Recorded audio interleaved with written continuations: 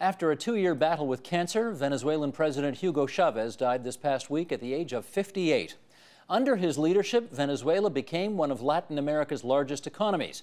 He had powerful international allies, especially in Iran and in the Arab world, and he also made powerful enemies in the United States and Israel. To tell us what his death means to the future of Venezuela and to the world, in Kingston, Ontario, we're joined by Grace Jaramillo, teaching fellow at Queen's University, and with us here in studio, Maria Victor, board member for Human Rights Press, and we welcome both of you to TVO tonight. I want to start, Maria, with you. We have an impression of Hugo Chavez, certainly in the United States, but I suspect in parts of Canada as well, of a guy who was a bit of a clown. And yet we see the pictures coming from Venezuela that clearly show a man who was so beloved by many. Why was he loved?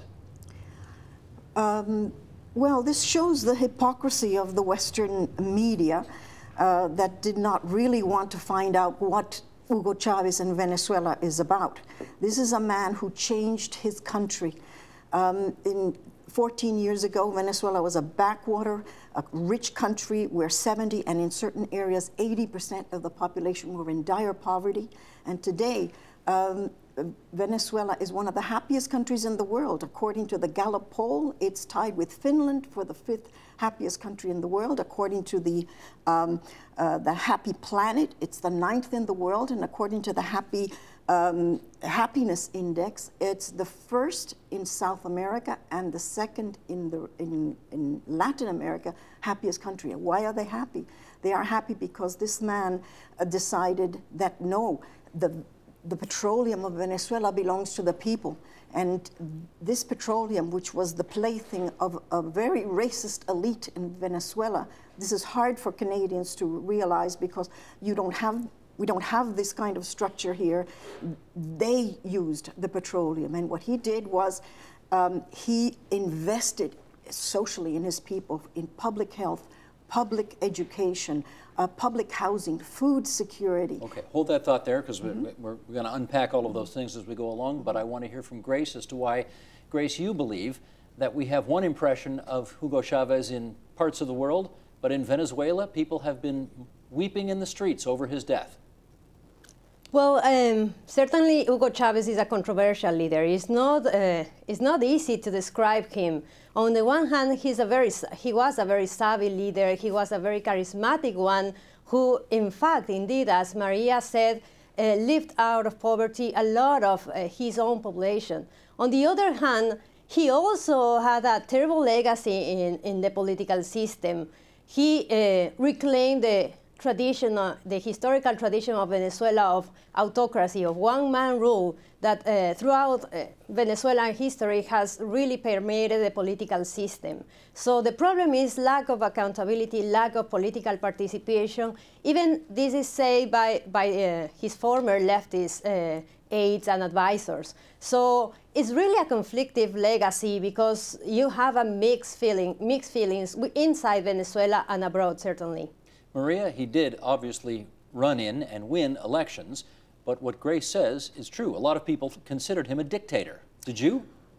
Absolutely not. The people who considered him a dictator are those people who want to defend the status quo. And one of the great things that he did was he created a new constitution. It wasn't created by him, but he called in all the groups that had been marginalized. And they created a new constitution for Venezuela, which was based on human rights and public participation, making the people the participants of the politics. And so what he awakened was an entire people who are now engaged in the political process. So why do people call him a dictator? Because he challenged corporate capitalism. He challenged neoliberal economics. And he enraged the powers that be who do not want participatory democracy. Do you know that the United States gave $48 million to the Organization of American States, specifically to combat the concept of participatory democracy which is espoused by Venezuela and Bolivia. And so the autocracy of Chavez is a fiction, because what we have are communal councils all over the country. Let me get Grace on this. Grace, is it in fact a fiction to call him a dictator? Well, I call him an autocrat, and I think it's true because, even taking into account all his achievements, all the goals of social programs, and besides, you know that the opposition leaders are treated like traitors all the time. And moreover, the situation of political rights are not good. So I really challenge this idea in Latin America that either you have social justice or liberty, but you cannot have both. I really challenge that idea because that's the way that we continue lagging behind and not having a structural transformation as a whole. Maria, how much of Chavez's success, such as it was because the price of oil was very high during most of the time he was there? The price of oil has always been high, and the 40 years before Chavez, those governments had as much money as he had now. What did they do with that money? Where was the media? Where was the international outrage when the Venezuelan people were completely in dire poverty? When there was incredible lack of liberty, of human rights in Venezuela? Where was the outrage when the previous government massacred 3,000 ordinary Latin Americans during the Caracazo when they protested the IMF? The outrage happens now because he was too left-wing. Is that what you're saying? Right now, when there aren't any of these violations of human rights, they are inventing them. The opposition leaders in Venezuela are intimately tied with that corrupt elite. Mr. Capriles is the son of one of the richest families in Venezuela. These people are defending the status quo. They want Venezuela to go back to the way it was. Okay, let me get Grace on that. Grace, your response to what you just heard from Maria? Well, I just don't think that there's a way to go back to the previous Punto Fijo Pact. The 40 years where the political elites really wrecked the country out, really disenchanted the popular masses and disregard the social programs that people really needed to get out of poverty. But really taking into account that necessity for transformations and so on, I really think that Chavez lost the opportunity to really do structural reforms. I cannot believe that, for example, the state is collapsed with a government, and also the government is collapsed with a political party, and they have not achieved bureaucracy that can run themselves in a transformational manner all the social programs. There is a parallel state running the missions, running all the time the missions, only under political will. And I think the opposition leaders have somehow learned the lesson, and I don't think they are ready to run the country yet. But I think if you don't unite the country, you take the risk of getting Venezuela into a political chaos in the foreseeable future. Okay. So, Maria? Well, there is no chaos in Venezuela. I think one of the great things that Chavez has done is that he has been the great conciliator. He has given voice to the majority. The people who are against him are the minority that identify with the past elites. You're talking about indigenous peoples, you're talking about the campesino, you're talking about the urban poor that all of a sudden have a voice and have a say in politics. Okay, but let's look further afield. This was also a man who didn't mind having his picture taken with Mahmoud Ahmadinejad from Iran. This was a man who didn't mind having his picture taken with either of the Castro brothers. That's pretty provocative in some places in this world. Why don't you have a problem with that? Because Venezuela is a sovereign country, and Venezuela can choose its friends just like any other sovereign country can. Of course. And so you are looking at it from an American point of view. Now, if you knew Venezuelan history, you would know that Venezuela has always had a very strong relationship with Iran because OPEC was created by an Iranian and a Venezuelan. And whoever was governing Iran had a very good relationship with Venezuela. And Venezuela, the interest of Venezuela is to guard that petroleum. So that is very important. The relationship with Fidel Castro. Fidel Castro is a great leader of Latin America. Fidel Castro has maintained the sovereignty of his country with tremendous problems because of an insane blockade by the United States to that island, which has caused tremendous amount of suffering for the Cuban people.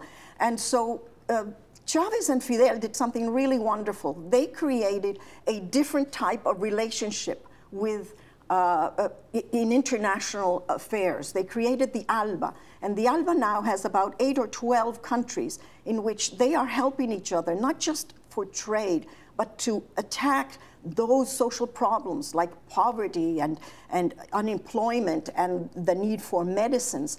And the ALBA now is really a shining light of one of the things that Chavez and Fidel Castro has done. Okay, let me get Grace's take on this. How would you measure the impact that Chavez had on the outside world, outside of Venezuela? Well, just one thing, the indigenous leaders have abandoned Chavez like months ago, and you have to remember that just 3 weeks ago, an indigenous leader was murdered, the one who opposed oil exploitation in his territory. So I don't think it's an easygoing relationship at all.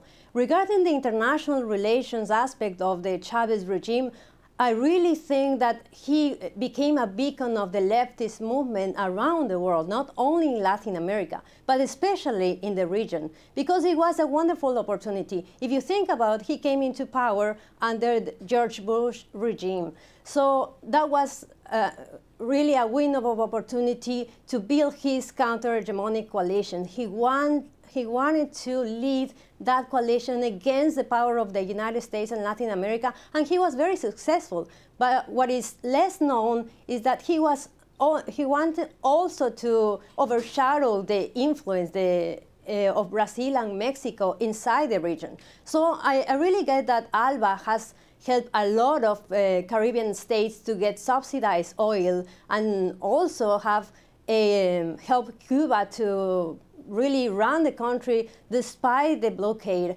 and probably Nicaragua as well. But within the region, the regional integration project is really, the influence of Chavez was very divisive. Nowadays, they are really come together, and they have really realized the power of Chavez inside the region. But just a few years ago, the influence of Chavez was really divisive. One thing, for example, the UNASUR as a regional project did not go through just because the ALBA was stopping any type of consensus. Let me jump in if I can for a second. Maria, you wanted a response to this?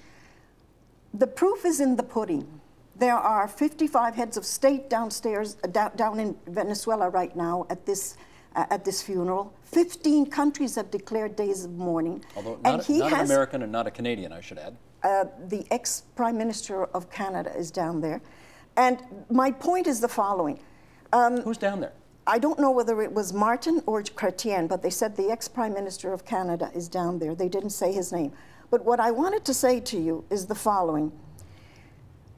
He brought together the integration of Latin America, not just by saying, oh, we're great brothers and sisters, but through the architect of CELAC, UNASUR, PetroSur, Petrocaribe, UNASUR, these Telesur and the Radio del Sur. And these are the basis for this integration. And not only that, he's being lauded, not just by the left-wingers, he's being lauded by the president of Colombia, by the president of Chile, by the president of Mexico. And these are the president of Colombia has just said that it was because of Chavez that they have had an enormous success in pacifying and getting to an agreement with I should just clarify, our producer Colin Ellis tells me in my earpiece right now, it is in fact Jean Chrétien who's down there for Canada. Chrétien. And Chrétien met him. I think there are pictures in the paper of the two of them together. But Grace, would you acknowledge that with all of the heads of state and former heads of government who are going down to his funeral, the man had an impact around the world? Is that fair to say? Yeah, for sure. I started my intervention saying that he became a beacon of the leftist counter-hegemonic movement around the world, not only in Latin America. And he did understood later in his trajectory that he needs to engage also, for example, with Colombia, with Mexico. some governments that were really against, at odds with him at the very beginning. Okay, but let me jump in with this. It's more inside Latin America, the regional project themselves. I mean, when you have too many conflictive projects of regional integration, you clash themselves out. You really erase them. Okay, but in a while. Forgive me, I'm going to jump in here. For sure, I don't worldwide, he was a beacon as a leader internationally. Okay, forgive me, I want to jump in because I don't want the clock to run out on us before we have a chance to talk about the relations with America, which of course under Chavez and a couple of different presidents were terrible. And I wonder whether or not his death, Maria, you first, provides an opportunity for those two countries to get closer together now. I think you should ask the Americans that. They were the ones who tried to overthrow Mr. Chavez. It wasn't Mr. Chavez trying to overthrow the American president. And of course, you know, especially you should know through WikiLeaks, $100 million that have been given to only opposition groups through the American organizations in Venezuela. So you have to understand that the United States did not have to antagonize Venezuela, because Venezuela is interested in selling the petroleum. Mm-hmm. And so what happened there was a real, I would say, very bad diplomacy of the United States. We are where we are. Is there an opportunity now with his death for a rapprochement between the two countries? I certainly hope so, and I certainly hope that the Americans take it as such. I certainly hope that Canada takes it as such. It was very sad that when he died, the United States sent a reasonable, nice note to the Venezuelan government, telling them, you know, that they were sorry for this. And the only sour note was the one that Harper sent, which was a very insulting and rude note. What didn't you like about it? Not me. The Venezuelans did not like and sent a note of protest, an official note of protest, because instead of saying, I'm sorry that he's died, or condolences to the country, he started preaching about, you know, democracy and what Venezuela should do. And this was very sad. So I was very glad to know that Jean Chrétien was there, and maybe he can patch things up. Okay, let me go to Grace on this. Grace, do you think with, you know, let's remember Chavez, I think, called George W. Bush that devil, which I guess probably was a sentiment expressed by half the American population as well. So that doesn't necessarily put him offside with much of the United States. But is there an opportunity for a rapprochement right now? Well, yes, and international relations is my area of interest most of all. And I really think that during the Hillary Clinton era under the Department of State, there was an easygoing situation with Venezuela. They weren't pushing as much. Even though right now we know that the government of the United States, the Obama administration, wanted to engage with Venezuela, trying to get bridges with Iran. So I don't see why the relationship should change as much, because we have to think about what the Venezuela government wants. And really, the Venezuela government is not interested in getting too cozy with the United States. So if they maintain a healthy relationship, I think that will work well. And they know that they shouldn't push too much through the opposition leaders, because they know that will cause a terrible political chaos. Right now, the majority of the population is supporting the Chavista regime. So if it fades out over time, it's the Venezuelan will. But if they push them too much, they know they will end up in chaos. So I hope that this will follow through in a healthy relationship. There's a thing I would like to pick up on.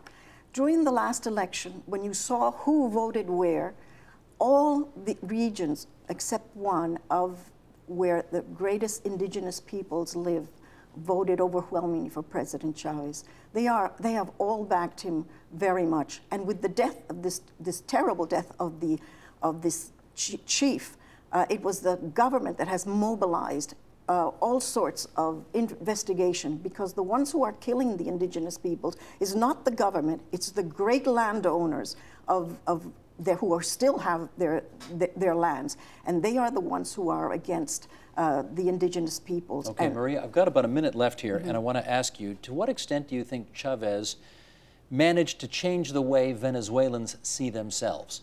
Immensely, because they gave back their country to Venezuelans. Venezuela was known for petroleum and beauty pageants before he came along.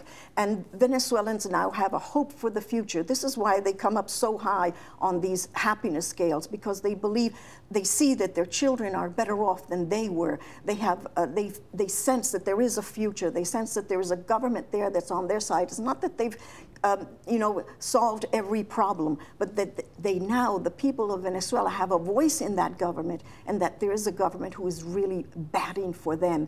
And so there has been a renaissance in art. Well, you know of El Sistema. Well, there are 300 juvenile orchestras in Venezuela, and art and sports, where never before Venezuela was even in the Olympics, but it's not a question of medals. It's a question that even in the poor towns, there will be sports facilities for children. So you have a renaissance of art and music and sports in the country. I want to thank Maria Victor, the retired professor in sociology from the University of Toronto and a board member for Human Rights Press, for coming on our program tonight and sharing her thoughts about Chavez, and also Grace Jaramillo, the teaching fellow at Queen's University, on the line from Kingston, Ontario. We're grateful to both of you for coming on tonight and sharing your views on this significant development in international affairs. Thank you very much to you both. Support Ontario's public television. Donate at tvo.org.